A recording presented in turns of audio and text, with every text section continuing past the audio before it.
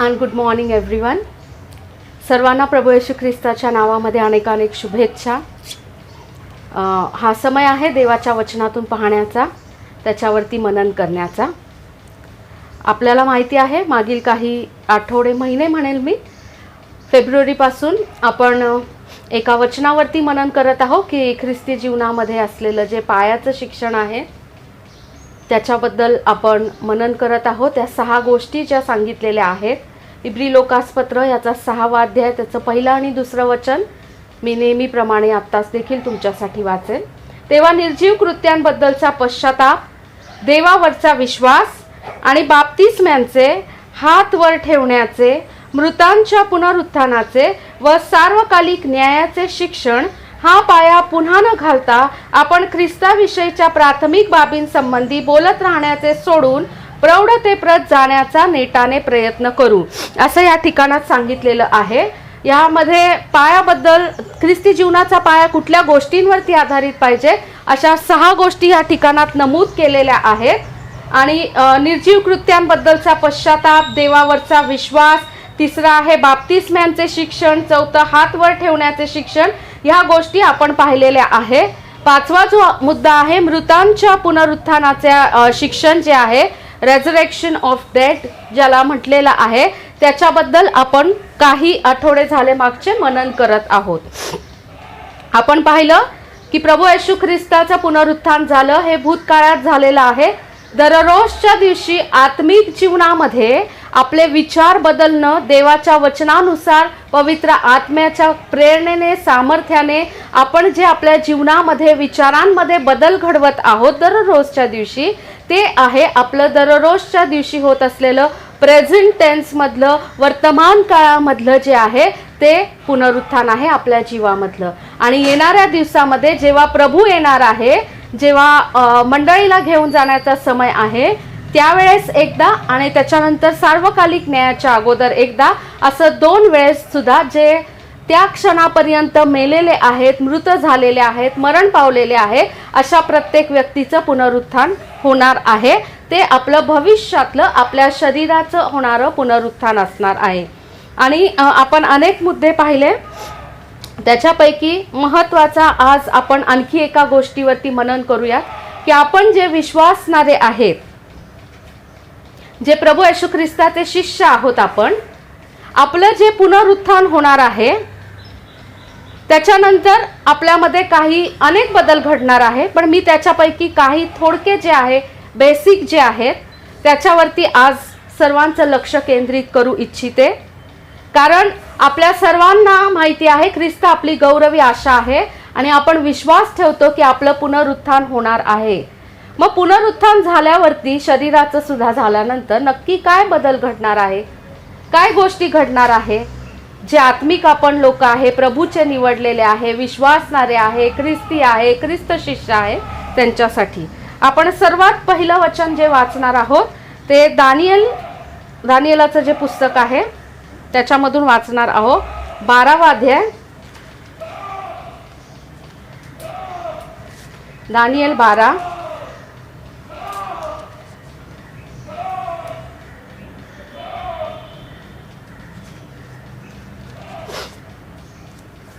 Daniel 12, 2 आणि 3.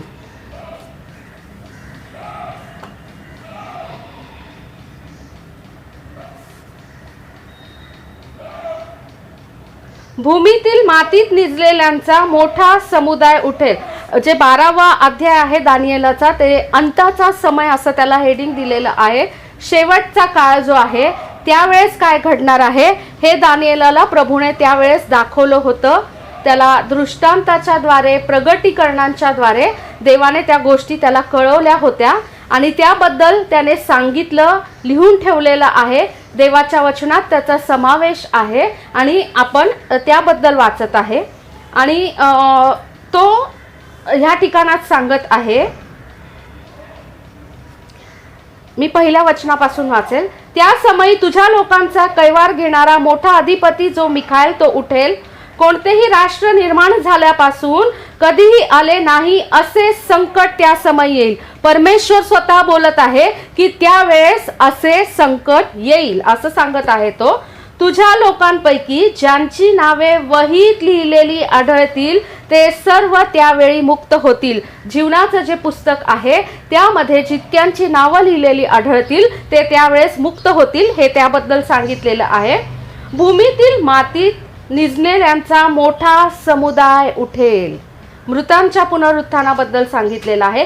कित्येक सर्व काळचे जीवन मिळविण्यास आणि कित्येक अप्रतिष्ठा व सर्व काळचा धिक्कार मिळविण्यास उठतील. या ठिकाणामध्ये देवाच्या वचनामध्ये स्पष्ट म्हटलेलं आहे की काही जण जे उठतील ते सार्वकालिक जो परमेश्वरापासून सार्वकालिक जीवन आहे ते प्राप्त होईल, आणि अधिकार आणि अप्रतिष्ठा म्हणजे सार्वकालिक न्यायाच्या नंतर त्यांना शिक्षा प्राप्त होणार आहे. अनंत काळासाठी अग्नी सरोवरामध्ये ते जातील दुर्दैवाने, त्यांच्याबद्दल म्हटलेलं आहे. याचा अर्थ हा पण होतो की पुनरुत्थित होणारा प्रत्येक व्यक्ती स्वर्गात जाणार नाही. पुनरुत्थित होणाऱ्या व्यक्तीचा सुद्धा न्याय होणार आहे. त्यांचे सुद्धा जसं जिवंत आहे मेलेले सर्वांचाच न्याय एकाच पद्धतीने होणार आहे, आणि मग त्यांना देखील सेम पद्धतीने विभागणी त्यांची करण्यात येतील. जे सुज्ञ असतील ते अंतराळीच्या प्रकाशासारखे झळकतील. पुष्कळ लोकांस धार्मिकतेकडे वळविणारे लोक युगानुयुग ताऱ्यांप्रमाणे चमकतील. किती सुंदर म्हटलेलं आहे. जे सुज्ञ असतील, ज्यांनी आपलं जीवन जे आहे ते सुज्ञतेमध्ये देवाच्या ज्ञानामध्ये भयामध्ये घालवलं आहे, ते अंतराळीच्या प्रकाशासारखे झळकतील. ग्लोरियस बॉडी जे आहे, गौरवी शरीर आहे, त्याच्याबद्दल ह्या गोष्टी सांगितलेल्या आहेत. माझा तो विषय नाहीये, माझा विषय फक्त पुनरुत्थान आहे, म्हणून मी गौरवी शरीराबद्दल खूप सारा, कारण तो पण मोठा टॉपिक आहे, त्याबद्दल बोलणार नाही. परंतु त्यांचं जे शरीर असेल, ज्यांना सार्वकालिक जीवन मिळणार आहे, त्यांचं शरीर जे असेल, गौरवी शरीर जे मिळेल त्यांना, ते अंतराळीचा प्रकाश किंवा युगानयुग ताऱ्यांप्रमाणे चमकतील असं म्हटलेलं आहे. एक प्रकाशमान दैदिप्यमान तारे जे आहेत अंतराळामध्ये ठेवण्यात आलेले, ते जसे चमकत असतात, त्यांना जसं एक उजेड एक तेज असतं, तसं गौरवी शरीर ज्यांना मिळणार आहे पुनरुत्थानानंतर आणि सार्वकालिक जीवन मिळणार आहे, त्या प्रत्येकाला तशा प्रकारचं शरीर मिळणार आहे. हे सुद्धा देवाच्या वचनामध्ये सांगितलेलं आहे. सो सांगायचा उद्देश हा आहे की हे आयुष्य संपल्यानंतर पुढं काय, पुढं बघू, अशा पद्धतीचा ॲटिट्यूड ठेवून आपण जगू नये. मेल्यानंतर बघू काय होतं ते नाही प्रियांनो. देवाच्या वचनामध्ये स्पष्ट सांगितलेलं आहे की मेलेला प्रत्येक व्यक्ती जो आता झोपी गेलेला आहे तो उठवण्यात नक्की येणार आहे, आणि त्याच्यानंतर मात्र ज्याला जीवन म्हणतो आपण, जे कधी संपत नाही, त्याचा प्रवास सुरू होणार आहे मनुष्याचा. आणि मग सार्वकालिक जीवन किंवा सार्वकालिक न्याय, या दोन्हीपैकी एक गोष्ट प्राप्त होणार आहे आपल्याला. हे आयुष्य जे दिलेलं आहे त्याच्यामध्ये आपल्याला आपण निर्णय घ्यायचा आहे. आपण कशी जीवन पद्धती जगत आहे त्याच्यानुसार माझं जे अनंत काळासाठीचं, सर्व काळासाठीचं आहे, कधीच न संपणारं असं जे जीवन असणार आहे ते कशा पद्धतीने मला प्राप्त होईल हे त्याच्यावरती ठरविण्यात येणार आहे. Eternal life. मी जास्ती करून जे ख्रिस्त शिष्य आहेत त्यांच्याबद्दल बोलत आहे, त्यांच्या पुनरुत्थानाबद्दल बोलत आहे. आणि म्हणून जे प्रभूमध्ये झोपी गेलेले आहे, विश्वासात झोपी गेलेले आहे, आपलं पुनरुत्थान झाल्यानंतर आपण पुन्हा कधीच मरणार नाही, तर आपल्याला सार्वकालिक अनंतकालिक असं जीवन मिळणार आहे. जे पित्याने दानिएलाला प्रगट केलं होतं तेच दृष्टांताद्वारे प्रभू येशू ख्रिस्ताने योहानाला सुद्धा प्रगटीकरणामध्ये सांगितलेलं आहे. सेम गोष्टी सांगितलेल्या आहेत, कारण पिता पुत्र पवित्र आत्मा एकच आहे, एक देव आहे. आणि म्हणून एकाने वेगळं बोललं, दुसऱ्याने लगेच त्याचा पॉईंट कॅन्सल करून स्वतःची तत्व मांडली, तिसऱ्याने दोघांचेही पॉईंट कॅन्सल करून स्वतःची तत्व मांडली, असं काही पवित्र शास्त्रात होत नसतं. त्यांचं व्यक्तिमत्व वेगवेगळं आहे. 3 आहेत व्यक्तिमत्व. मनुष्याच्या समोर प्रगट ते 3 रूपांमध्ये 3 व्यक्तिमत्वाच्या द्वारे झालेले आहेत, परंतु देव हा एकच आहे. म्हणून ते एकच गोष्ट बोलतात ज्याच्यामध्ये कन्फर्मेशन आहे. जे पिता बोलतो तेच पुत्र बोलतो, जे पुत्र बोलतो तेच पवित्र आत्मा बोलत असतो. दुसरं म्हणजे आपल्याला जे प्रभूमध्ये झोपी गेलेले आहे, सार्वकालिक जीवन आपण बघितलं, ताऱ्यांसारखं शरीर मिळणार आहे, ग्लोरियस चमकणारं मिळणार आहे. आणखी वाचूयात रोमकरास पत्र याचा 6वा अध्याय आणि 5वं वचन वाचूयात आपण. रोम 6:5. कारण जर आपण त्याच्या मरणाच्या प्रतिरूपाने त्याच्याशी संयुक्त झालो आहोत, तर त्याच्या उठण्याच्या ही प्रतिरूपाने त्याच्याशी संयुक्त होऊ. त्याच्या मरणाच्या प्रतिरूपाने त्याच्याशी संयुक्त होणे, या वचनाचा अर्थ असा आहे की जो पाण्याचा बुडून घेतलेला बाप्तिस्मा आहे, ते एक ख्रिस्ताचं मेलं जाणं, पुरलं जाणं आणि पुनरुत्थित होणं, ह्याचं एक आत्मिकरित्या असलेली जी गोष्ट आहे, त्याचं शरीराच्या द्वारे विश्वासाची कृती केलेली आहे, ते एक प्रतीक आहे. आणि म्हणून जो पाण्याचा बाप्तिस्मा बुडून घेतलेला आहे ज्या व्यक्तीने, तो म्हणतो की त्या मरणाचं ते प्रतिरूप आहे, त्याच्याशी आपण संयुक्त झालो आहे, आपण जोडलो गेलो आहे. आणि मग म्हणूनच त्याचं उठण्याचं म्हणजे त्याचं पुनरुत्थित होण्याचं जे प्रतिरूप आहे, त्याच्याशी सुद्धा आपण जोडले गेलेलो आहे, संयुक्त झालेलो आहो. म्हणजे आपण जर खरोखर देखील शरीराने मेलो तरी देखील जसा ख्रिस्त पुनरुत्थित झाला आहे, तसं आपण देखील पुनरुत्थित होणार आहे. ही गौरवी आशा, ख्रिस्ताला जसं पुनरुत्थित शरीर मिळालं होतं आणि त्यानंतर त्याला गौरवी शरीर प्राप्त झालं, तसंच आपल्याला देखील मिळणार आहे. ही आशा, हा विश्वास देवाच्या वचनामध्ये आपल्यासाठी सांगण्यात आलेला आहे. हे एकच वचन नाहीये. फिलिप्पेकरास पत्र याचा 3रा अध्याय त्याचे 20 आणि 21 जर वचन वाचले तर त्या ठिकाणात सुद्धा हीच गोष्ट सांगण्यात आलेली आहे. योहानकृत शुभवर्तमान याचा 3रा अध्याय आणि त्याचं 2रं जे वचन आहे, त्यामध्ये सुद्धा हीच गोष्ट सांगण्यात आलेली आहे की जसा ख्रिस्त पुनरुत्थित झाला तसं आपण नक्की पुनरुत्थित होणार आहे. आणि ख्रिस्ताला जसं गौरवी शरीर प्राप्त झालं होतं, ते मर्त्य शरीर जाऊन त्याच्या पुनरुत्थानाच्या द्वारे आपल्याला देखील नक्की तसं शरीर मिळणार आहे. मी फक्त एक रेफरन्सेस वाचणार आहे, बाकीचे रेफरन्स फक्त सांगत जाईल, तुम्ही अभ्यास करा त्याचा नक्की. माझा 3रा मुद्दा आहे, जे आपण पुनरुत्थित होऊ, आपल्याला जे पुनरुत्थित शरीर मिळणार आहे ते कशा प्रकारचं असणार आहे. आणखी पुनरुत्थित शरीराबद्दल बघा किती साऱ्या गोष्टी देवाच्या वचनात सांगितल्या आहेत. पहिले करिंथ 15 आणि 38 वाचूयात आपण. पहिले करिंथ 15 आणि 38. पण देव त्याला आपल्या संकल्पाप्रमाणे अंग देतो, तो बीजातल्या प्रत्येकाला त्याचे अंग देतो. आपण मागच्या वेळेस सुद्धा हे वाचलं आहे.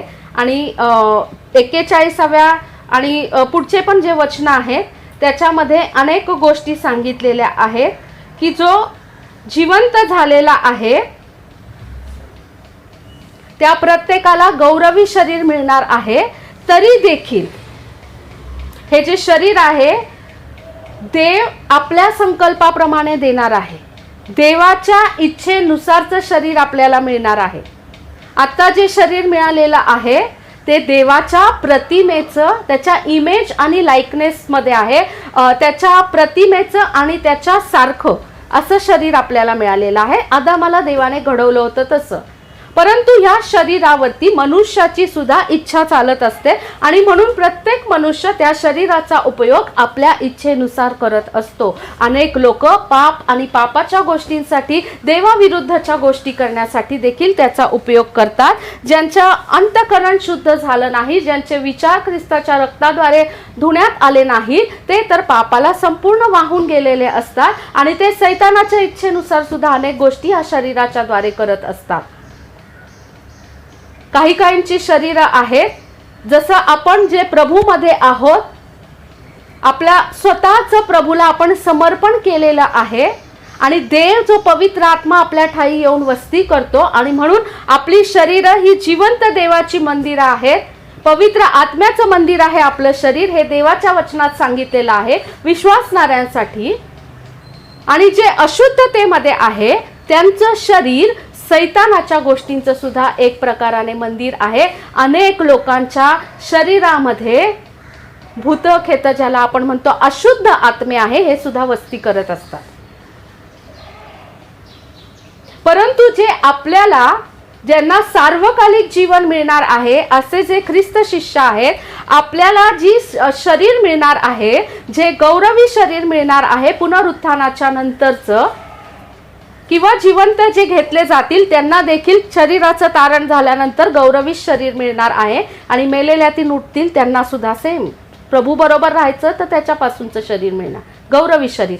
ते जे शरीर आहे त्याच्यावरती मात्र आपली सत्ता नसेल, ते परमेश्वराच्या इच्छेनुसारचं असेल की आपण पुन्हा त्यांनी जेव्हा सार्वकालिक जीवन जर आपल्याला दिलेलं आहे तर त्या सार्वकालिक जीवनामध्ये आपण पुन्हा पापात पडून पुन्हा त्याच गोष्टी करू नये, याकरिता ते जे शरीर आहे ते देवाच्या इच्छेनुसार चालवलं गेलेलं असं शरीर आपल्याला प्राप्त होणार आहे.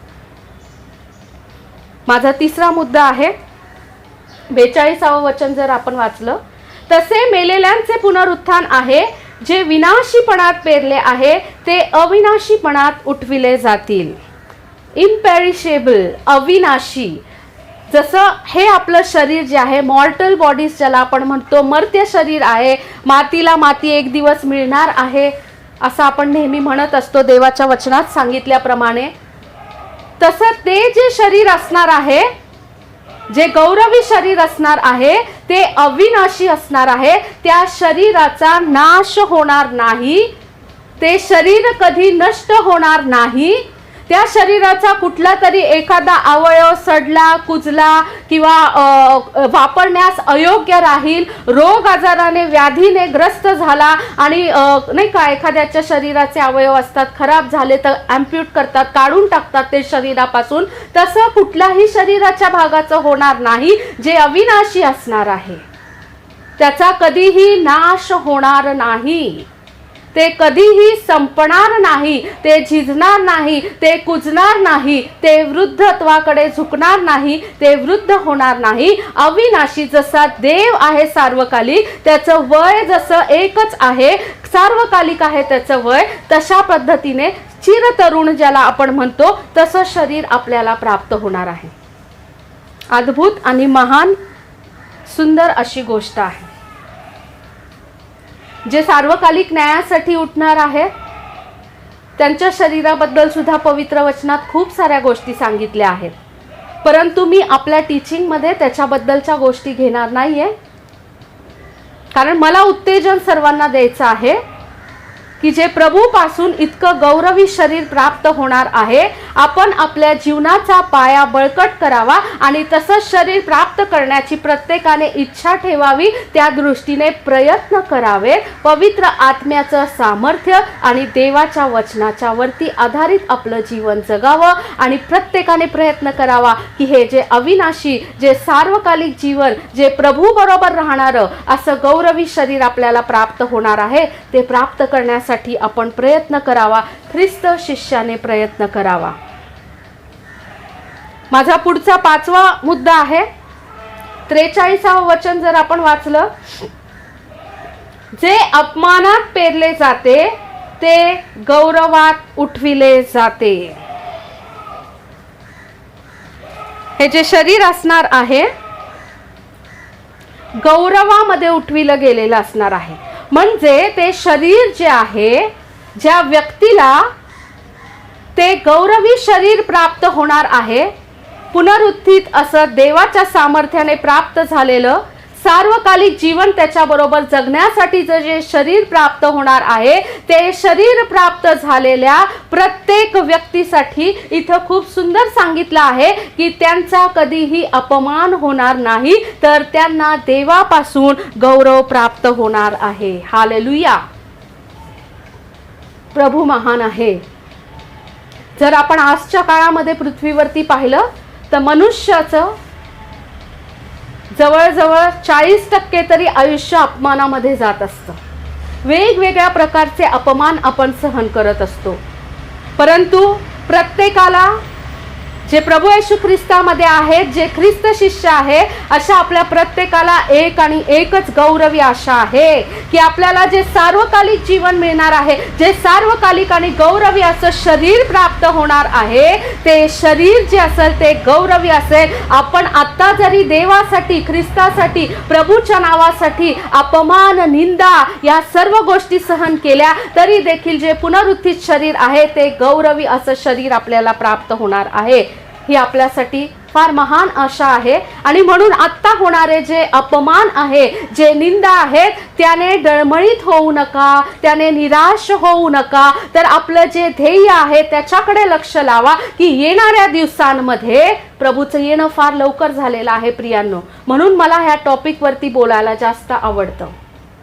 त्याचं येणं जवळ झालेलं असताना लक्षात ठेवा, अपमानाचे दिवस, निंदेचे दिवस कमी करण्यात आलेले आहे, कारण आपलं गौरव होण्याचे दिवस जवळ आलेले आहेत. ही गौरवी आशा आणि हे लक्ष आपलं प्रभूवरती लावणं गरजेचं आहे. माझा 6वा मुद्दा जो आहे तो त्याच वचनामध्ये आहे, 43व्या वचनामध्ये. तो पुढे म्हणतो, जे अशक्तपणात पेरले जाते ते सामर्थ्यात उठविले जाते. हे शरीर जे आहे, जे मर्त्य शरीर आहे, हे अशक्त आहे. परंतु ज्यांनी त्या अशक्त शरीरामध्ये सुद्धा पवित्र आत्म्याचं सामर्थ्य घेतलेलं आहे, देवाच्या वचनाचं सामर्थ्य घेतलेलं आहे आणि या देहाच्या अशक्तपणावरती प्रत्येक वेळेस विजय मिळवण्याचा प्रयत्न केला आणि ते विजयी झालेले आहेत, अशा प्रत्येक ख्रिस्त शिष्यासाठी ही गौरवी आशा आहे की जे उठविलं गेलेलं, जे गौरवी शरीर मिळणार आहे ते सामर्थ्यशाली असणार आहे. Powerful body, hallelujah. त्याच्यामध्ये कुठला अशक्तपणा नसणार. ते शरीर माझ्यावरती सत्ता करणार नाही, कारण ते देवाच्या इच्छेनुसार चालवलं गेलेलं असेल आणि म्हणून ते एक पॉवरफुल, एक स्ट्रॉंग असं शरीर असेल. आत्ताचं जे शरीर आहे त्याच्या अनेक पद्धतीने काळजी करावी लागते, घ्यावी लागते. आपल्याला व्यायाम करावे लागतात आणि सकस असं अन्न घ्यावं लागतं आपल्याला. सर्व व्हायटमिन्स आणि काय काय सर्व गोष्टी आजकाल तर एवढ्या आलेत ना, बापरे, प्रोटीन्स व्हॉटेवर सगळ्या. आणि मग हे डाएट पाहिजे, हा डाएट प्लॅन फॉलो केला पाहिजे. काही लोकांचे चॉईसेस, मला व्हेज आवडतं फक्त, मला नॉनव्हेजच फक्त आवडतं, मला काही पण चालतं. अनेक प्रकाराने आपण ते शरीर जे आहे त्याला पॅम्पर करत असतो, त्याला अशक्तपणा येऊ नये म्हणून निरनिराळ्या मार्गाने शरीराची काळजी घेत असतो. परंतु जे गौरवी शरीर मिळणार आहे त्याच्यामध्ये असा अशक्तपणा नसणार आहे, तर ते अगोदरच बलवान, पॉवरफुल, स्ट्रॉंग असं शरीर आपल्याला मिळणार आहे. म्हणजे स्वर्गामध्ये कोणी काय बोलणार नाही, आता मला चक्कर येते, मला खूप विकनेस आला आहे, माझा पाय दुखतो, माझी कंबर दुखती. शरीरातले जे व्याधी आहेत ते आपले तिथे नसणारच प्रियांनो. ते सर्व संपुष्टात येणार, ते संपले जाणार आहे. कारण हे जे शरीरामधला अशक्तपणा आला आहे तो पापामुळे आलेला आहे. परंतु जेव्हा त्याच्याबरोबर सार्वकालिक जीवनामध्ये जगायचं आहे त्या ठिकाणात पापाचा लवलेश सुद्धा नसणार आहे. आणि म्हणून जिथं पाप नाही तिथं अशक्तपणा येतच नाही प्रियांनो. आणि जिथं देवाचं सानिध्य आहे, जिथं त्याची समक्षता आहे, प्रत्यक्ष परमेश्वर आहे, त्याचं गौरव ज्या ठिकाणामध्ये आहे त्याच्या सानिध्यामध्ये कसला अशक्तपणा, तिथे नेहमी सामर्थ्य आणि सामर्थ्यच मिळत राहणार. आणि म्हणून ते जे शरीर आहे ते बलवान असं शरीर, बळकट असलेलं शरीर आपल्याला मिळणार आहे. 7वा पॉइंट, 44व वचन, प्राणमय शरीर असे पेरले जाते, आध्यात्मिक शरीर असे उठविले जाते. जर प्राणमय शरीर असेल तर आध्यात्मिक शरीरही आहे. हे जे शरीर आहे आपलं मर्त्य शरीर आहे ते प्राणमय शरीर आहे. त्याच्यामध्ये प्राण आहे. कुठलीही व्यक्ती मेली, त्यांचा मृत्यू झाला दुर्दैवाने, तर आपण असं म्हणतो ना की त्यांचे प्राण गेले. आपला जो प्राण आहे तो प्रभूकडे जात असतो मृत्यूच्या पश्चात. आणि म्हणून असं जे प्राणमय शरीर आहे तो प्राण प्रभूकडे घेतला गेल्यानंतर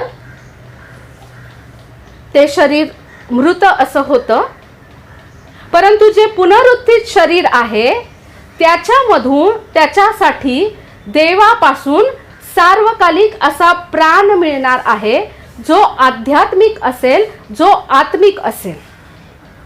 जसा परमेश्वराचा आत्मा सार्वकालिक आहे, तसा आत्मा त्या पुनरुत्थित शरीरामध्ये वस्ती करणार आहे. मी फक्त ख्रिस्त शिष्य जे आहेत त्यांच्याबद्दलच्या शरीराबद्दल बोलत आहे, जे सार्वकालिक जीवन प्राप्त करणार आहे, फक्त त्यांच्या शरीराबद्दल बोलत आहे. मी अशा व्यक्तींना सार्वकालिक असा देवाचा आत्मा प्राप्त होणार आहे. त्यांचे प्राण जे आहे ते सर्व काळासाठी त्या शरीरामध्ये राहणार आहेत आणि ते काढून घेण्यात येणार नाही. जर आपण ह्या प्राण असलेल्या नश्वर शरीरावरती जर विश्वास ठेवतो, ते अस्तित्वात आहे असं जर आपण मानतो, तर मग आध्यात्मिक शरीर सुद्धा असणार आहे, गौरवी शरीर सुद्धा प्राप्त होणार आहे. ह्याच्यावरती देखील आपण विश्वास ठेवावा असं हे देवाचं वचन सांगतं. जसं प्राण असलेलं हे जे नश्वर शरीर हे सुद्धा सत्य एक आहे, ही हकीकत आहे, तसंच त्याच प्रकाराने प्रत्यक्षरित्या खरं खरं असं गौरवी शरीर सुद्धा आपल्याला मिळणार आहे.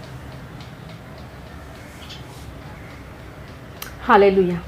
स्पिरिच्युअल बॉडीज मराठीमध्ये आध्यात्मिक म्हटलेलं आहे, परंतु इंग्रजीमध्ये स्पिरिच्युअल बॉडीज म्हटलेलं आहे. आत्मिक जे आहे ते शरीर आपल्याला मिळणार आहे. आता आपल्याला परमेश्वराकडे वाट पाहत राहून देवापासूनचा पवित्र आत्मा आपल्या जीवनामध्ये पवित्र आत्म्याच्या बाप्तिस्म्याद्वारे आपण प्राप्त करतो. परंतु जे पापावरती विजय मिळवून उठलेले आहेत, ख्रिस्त येशूमध्ये विश्वास ठेवणारे, त्या प्रत्येक व्यक्तीला मी पापावरती विजय ह्याच्यासाठी म्हणाले आहे, पापावर विजय फक्त प्रभू येशू ख्रिस्ताने मिळवलेला आहे. पण ज्या वेळेस आपण पुनरुत्थित होणार आहे ख्रिस्तामध्ये, त्यावेळेस त्याचा तो विजय आहे तो पूर्णपणे आपल्याला सुद्धा मिळणार आहे. त्याच्या विजयाचे आपण पापावरचा त्याने जो विजय मिळवला, आपण त्याचे वाटेकरी झाल्यामुळेच आपण सार्वकालिक जीवनासाठी पुनरुत्थित होणार आहे. आणि म्हणून ते पापावरती विजय मिळवलेलं, त्याचं भागीदार त्या विजयाचं असलेलं जे शरीर आहे ते आत्मिक शरीर असणार आहे. आत्म्यापासूनच्या गोष्टींनी परिपूर्ण असलेलं ते शरीर असणार आहे. कारण देवाच्या समक्षतेमध्ये त्याची सेवा करत राहण्यासाठी त्याच्या पवित्र आत्म्याने परिपूर्ण असलेलं शरीर 24 तास मी हे पृथ्वीवरचं कॅल्क्युलेशन सांगते. स्वर्गात काही दिवस रात्र आणि तास आणि वेळचं कॅल्क्युलेशन नसतं. तिथं अनंत काल असतो, तिथं वेळच नाहीये, सुरुवात नाही शेवट नाही, सतत कायमसाठी तिथंच. अब्जावधी, कोट्यावधी, अजून किती असेल त्याच्या पुढचे काय कॅल्क्युलेशन्स मला माहिती नाहीये. पण कधीच न संपणारा समय किती अद्भुत आहे, किती अद्भुत आहे.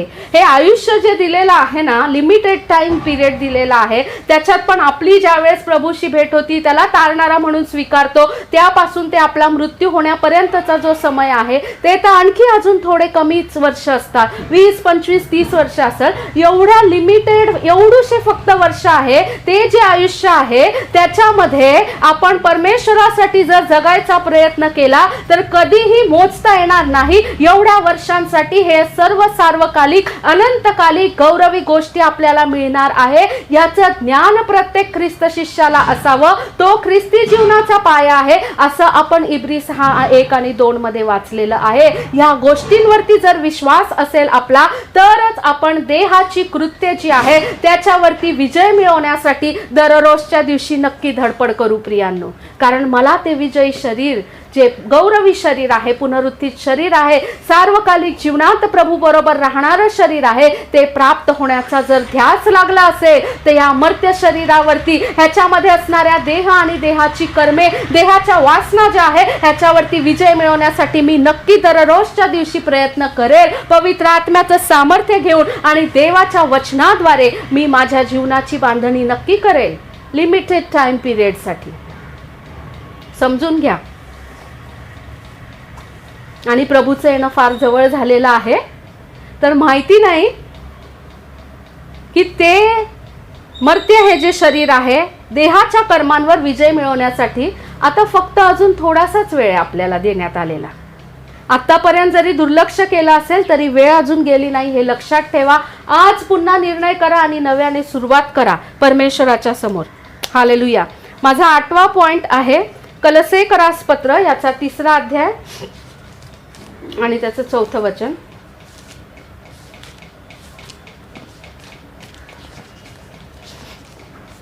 कलसे करासपत्र त्याचा 3रा अध्याय आणि त्याचं 4थं वचन आपण वाचूया. आपले जीवन जो ख्रिस्त तो प्रगट केला जाईल तेव्हा तुम्हीही त्याच्या बरोबर गौरवात प्रगट केले जाल.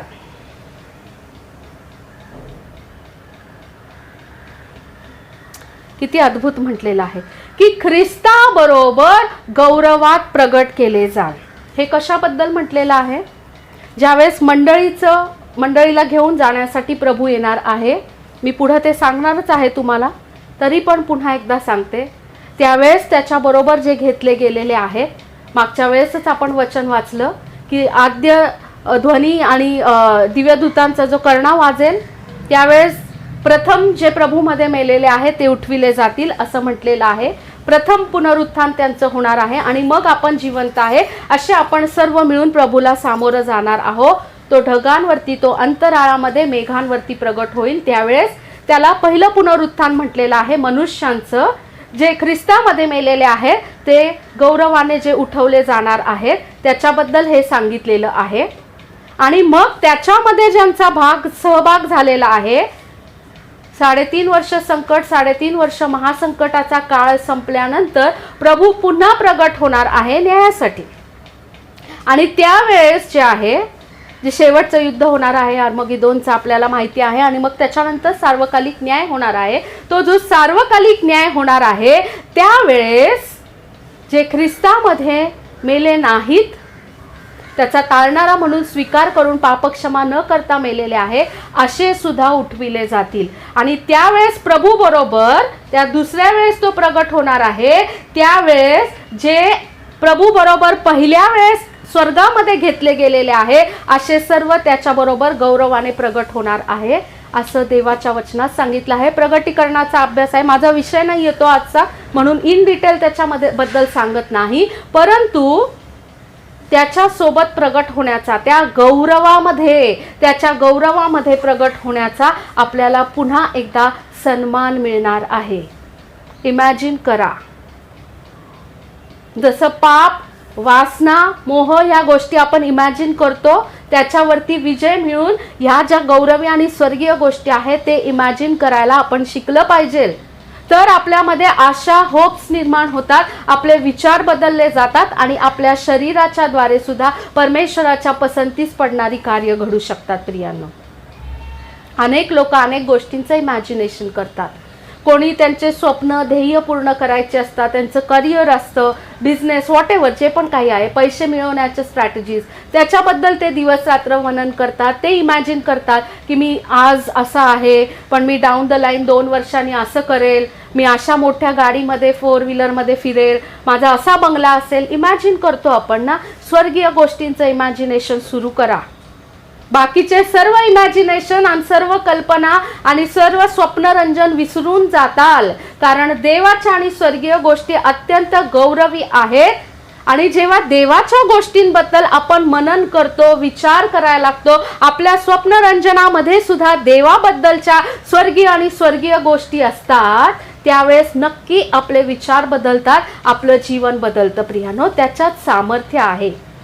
मी तर नेहमी इमॅजिन करत असते ह्या गोष्टी की कसा प्रभू येईल, मग आपण कसं जाऊ, मग तो पुन्हा येईल, मग आपण कसे असू त्याच्यासोबत. अर्थात मनुष्याचे इमॅजिनेशन त्याला खूप खूप खूप लिमिटेशन्स आहे. त्या गोष्टी इतक्या भव्य, दिव्य आणि गौरवी असतील की आता हे जे आपलं मर्त्य शरीर आहे याच्याद्वारे जे आपले पापी शरीर आहे याच्याद्वारे ते इमॅजिनेशन तेवढ्या गौरवतेचं, तेवढ्या भव्यतेचं, त्या दिव्यतेचं आपण करू शकत नाही. परंतु आपले इमॅजिनेशन जेवढे चालतात तेवढं तरी करा, त्याच्यापेक्षा खूप अधिक पटीने असं ते गौरव असणार आहे. आणि तो पुन्हा त्या लोकांना घेऊन येणार आहे ज्यांचा पहिल्या रॅप्चरमध्ये आणि मंडळीच्या उचलल्या जाण्यामध्ये जे सहभागी होतील ते प्रत्येक मेलेल्यातून पुनरुत्थित झालेले आणि जिवंत असलेले जे घेतले जातील ते सर्व पुन्हा प्रभू बरोबर येणार आहे असं या ठिकाणामध्ये सांगण्यात आलेलं आहे. ख्रिस्ताबरोबर त्याच्या गौरवाचे आपण वाटेकरी होणार आहे. माझा 9वा मुद्दा आहे प्रगटीकरण 20:6. Hallelujah Jesus. पहिल्या पुनरुत्थानात ज्याला भाग आहे तो धन्य व पवित्र आहे.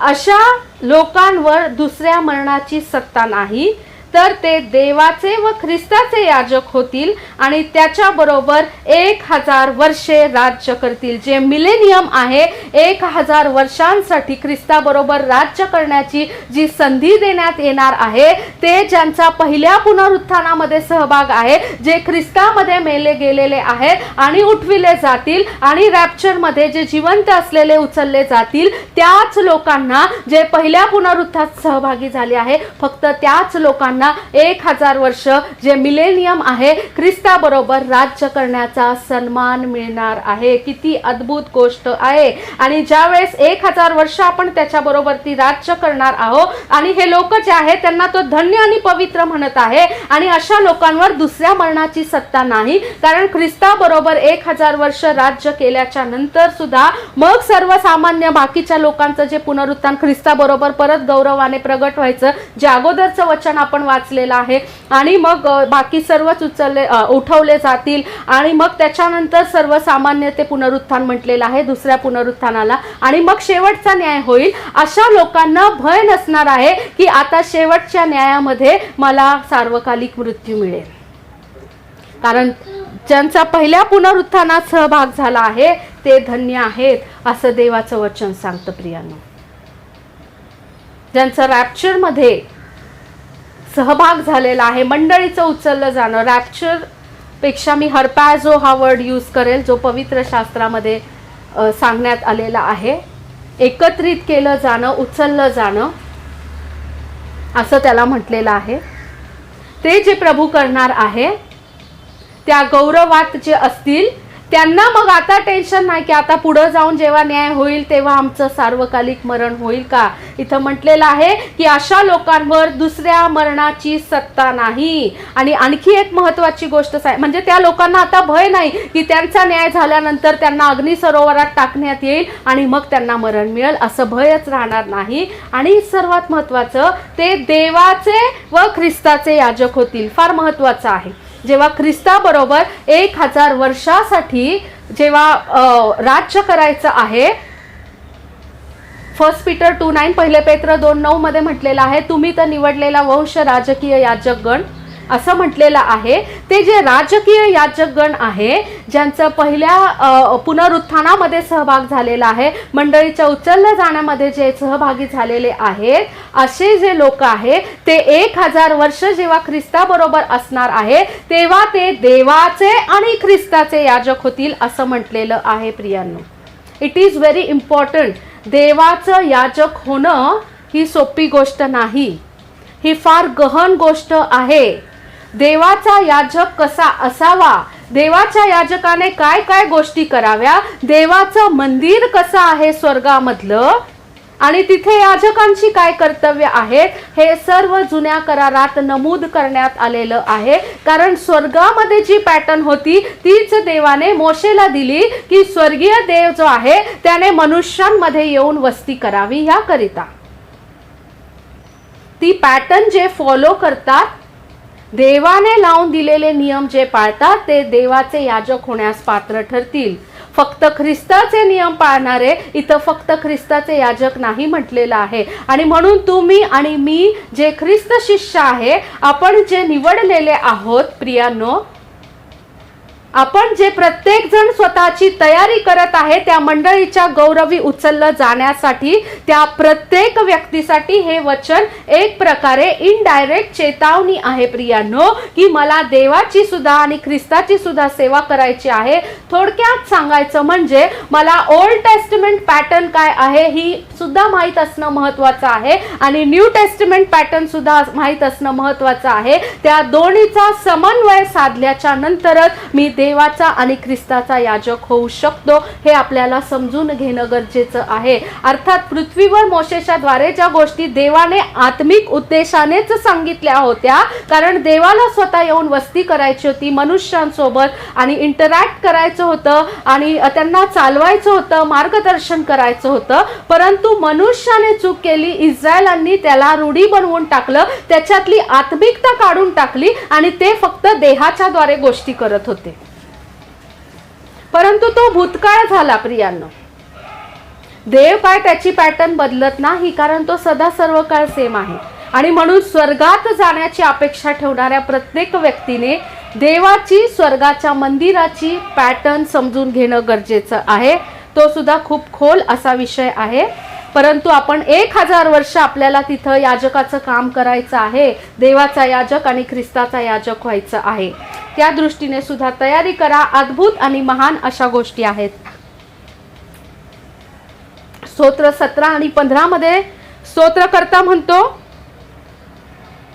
की मी तुझं मुख तेज सतत पाहत राहील, आणि ज्यावेळेस मी उठविला जाईल मी तुझ्या आपण वाचूयात स्तोत्र 17 आणि 15.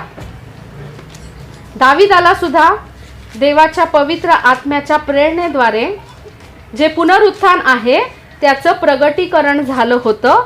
त्या पुनरुत्थानाबद्दल त्याने ह्या ठिकाणामध्ये खूप सुंदर गोष्ट सांगितली आहे. मी तर नीतिमान ठरून मला तुझ्या मुखाचे दर्शन घडो. मी त्यावेळेस नीतिमान ठरणार आहे ज्यावेळेस पुनरुत्थित होणार आहे, आणि परमेश्वराचं जे मुख आहे त्याचं दर्शन घडणार आहे, कारण त्याच्या सोबत राहायचं आहे. मी जागा होईन तेव्हा तुझ्या दर्शनाने माझी तृप्ती हो. हे प्रत्यक्षात बोलत नाही प्रियांनो, हे प्रॉफिटिकल बोललेलं आहे. दाविदाने त्याला देवाच्या आत्म्याने जे प्रगटीकरण दिलेलं आहे शेवटच्या काळाचं, जे पुनरुत्थानाच्या नंतरचं आहे त्याच्याबद्दल तो बोलत आहे. कारण दावीद हा काय लेवी वंशातला नव्हता, आणि तो काय याजक, महायाजक, लेवी असा देखील नव्हता कोणीच. तो मंदिरामध्ये काम करणारा नव्हता. त्याला त्या ठिकाणामध्ये पवित्र स्थान, परमपवित्र स्थानामध्ये प्रवेशच नव्हता प्रियांनो. मग तो कसा म्हणतो की मी जागा होईन तेव्हा तुझ्या दर्शनाने माझी तृप्ती होते. तो प्रॉफिटिकल बोलत आहे की भविष्य काळात मी आत्ता मेल्याच्या नंतर जागा होईल, म्हणजे मी पुनरुत्थित होणार आहे, आणि त्या पुनरुत्थानाच्या नंतर मला तुझं दर्शन नक्की प्राप्त होणार आहे. दाविदाने सुद्धा एक ध्यास धरला होता की मला परमेश्वराचं दर्शन प्राप्त व्हावं, आणि त्या दर्शनासाठी अनेक स्तोत्रांमध्ये लिहिलेलं आहे त्याने. परमेश्वराच्या दर्शनाविषयी तो किती उत्सुक होता, त्याला किती इच्छा होती परमेश्वराचं मुखतेज पाहण्याची, त्याच्या मुखाचं दर्शन घडावं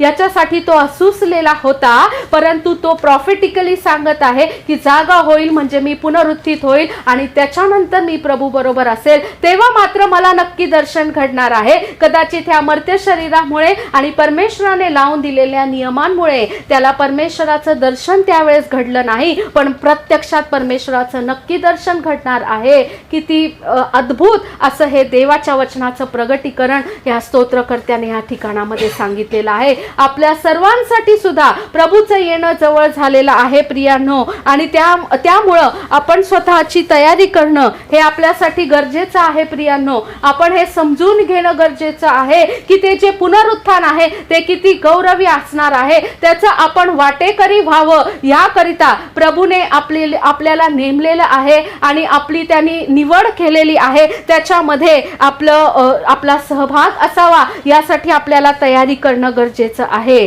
जो मृतांच्या पुनरुत्थानाचा दिवस असणार आहे. That day is a reward day. त्या दिवशी प्राइज डिस्ट्रीब्युशन नाही का, रिवॉर्ड, पारितोषिक मिळण्याचा दिवस असणार आहे. अनेक वचनं आहेत. योहान 5:28-29 वाचा. लूक शुभवर्तमान याचा 14वा अध्याय 12 ते 14 वचन वाचा. लूक 14:14 आहे. त्याच्यानंतर प्रगटीकरण 11:18 आहे. प्रगटीकरणातली वचनं मी वाचेन. प्रगटीकरण 11:18 आहे.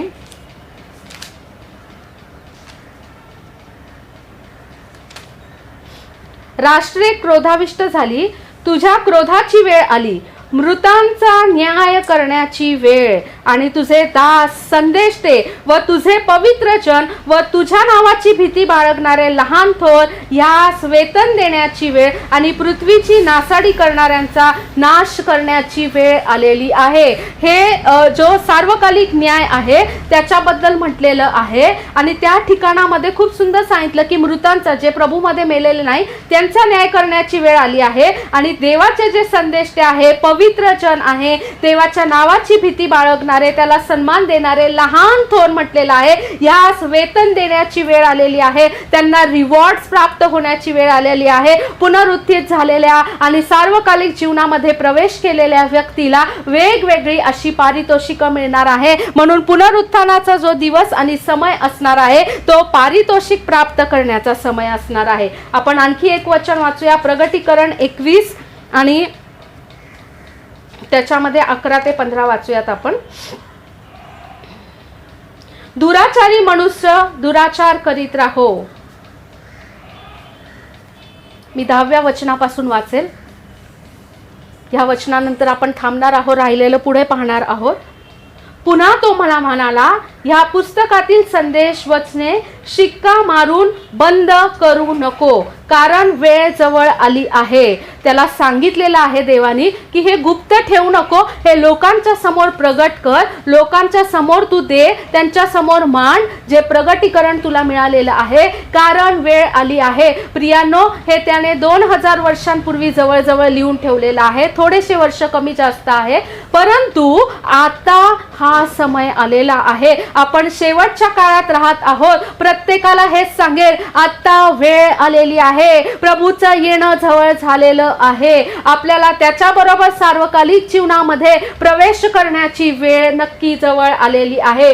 आणि मग तो म्हणतो, दुराचारी मनुष्य दुराचार करीत राहो, मलिनतेने वागणारा माणूस स्वतःला मलिन करीत राहो. जे पापामध्ये आहेत, देवाच्या गोष्टींकडे सतत आणि सतत दुर्लक्ष करत आहे. फक्त ज्यावेळेस देवाचं वचन ऐकण्यात येईल त्यावेळेस फक्त एक्साइटेड होतात आणि मग त्यानंतर स्वतःच्या जीवनामध्ये परततात आणि पाहिजे ते करत राहतात. अशा व्यक्तींना तो म्हणतो की तुम्ही दुराचार करत आहे, तशा दुराचारातच ते लोक राहतील.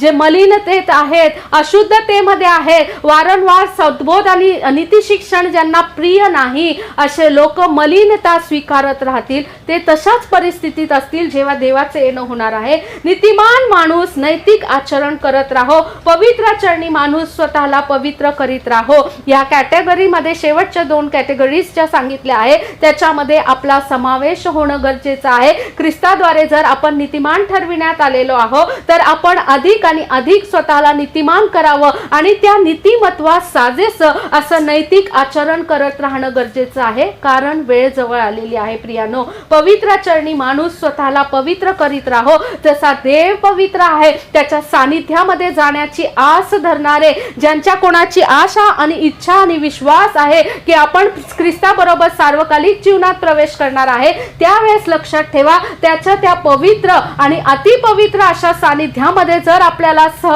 प्रवेश करायचा आहे तर आपलं आचरण जे आहे ते सुद्धा आपण देवाच्या वचनानुसार अधिक आणि अधिक पवित्र करत राहणं हे आपल्यासाठी गरजेचं आहे. अधिक आणि अधिक पावित्र्य मिळवणं हे आपल्यासाठी गरजेचं आहे. तो 12व्या वचनात म्हणतो, पहा मी लवकर येतो आणि प्रत्येकाला ज्याच्या त्याच्या कृत्यांप्रमाणे देण्यास माझ्या जवळ वेतन आहे. प्रत्येक व्यक्तीला वेगवेगळ्या प्रकारचं वेतन मिळणार आहे. ज्याच्या त्याच्या वैयक्तिक कृत्यानुसार प्रत्येकाला वेतन मिळणार आहे, परंतु वेतन मात्र नक्की मिळणार आहे. हे लक्षात ठेवा. रिवॉर्ड मिळण्याचा, काहीतरी पारितोषिक मिळण्याचा, काहीतरी मोबदला मिळण्याचा, देवासाठी जे जीवन आपण जगलेलो आहे, जे सेवा कार्य केलेलं आहे, त्याच्या बदल्यात प्रभू आपल्याला काय देत आहे ती गोष्ट प्राप्त करण्याचा समय तो असणार आहे. तो समय जवळ आलेला आहे. मी अल्फा व ओमेगा म्हणजे पहिला व शेवटला, आदी व अंत असा आहे. तो सुरुवात आणि शेवट आहे. तो आदी आणि अंत आहे. परमेश्वराचा कधीही सुरुवात आणि अंत होत नसतो, कारण तो स्वतः सुरुवात आणि अंत आहे. म्हणून देवाचा जन्म आणि मृत्यू होत नसतो. प्रभू येशू ख्रिस्ताचा जन्म आणि मृत्यू जो आहे तो देवाचा जन्म आणि देवाचा मृत्यू झाला नव्हता प्रियांनो, तर त्याद्वारे देवाची एक योजना जी आहे, देवाचं एक कार्यभाग आहे, त्याचं एक मनुष्यासमोर प्रगट होणारं व्यक्तिमत्व आहे. त्या व्यक्तिमत्वाचा, त्याच्या कार्याचा, त्याच्या विचारांचा जन्म झाला होता आणि प्रभू येशू ख्रिस्ताद्वारे त्याच्या मृत होण्याच्या द्वारे ते कार्य पूर्ण झालं होतं. आणि म्हणून प्रभू येशू ख्रिस्ताने सर्वात शेवटी पूर्ण झाले हा शब्द उच्चारला होता. देवाला जन्म मृत्यू कधीच नसतो आणि म्हणून येशू ख्रिस्ताचा जन्म मृत्यू हा देवाचा जन्म मृत्यू नाहीये प्रियांनो. तर तो देवाच्या कार्याचा, त्याच्या योजनेचा जन्म आणि त्याचा ते पूर्ण होणं आहे. प्रियांनो, हे लक्षात ठेवा.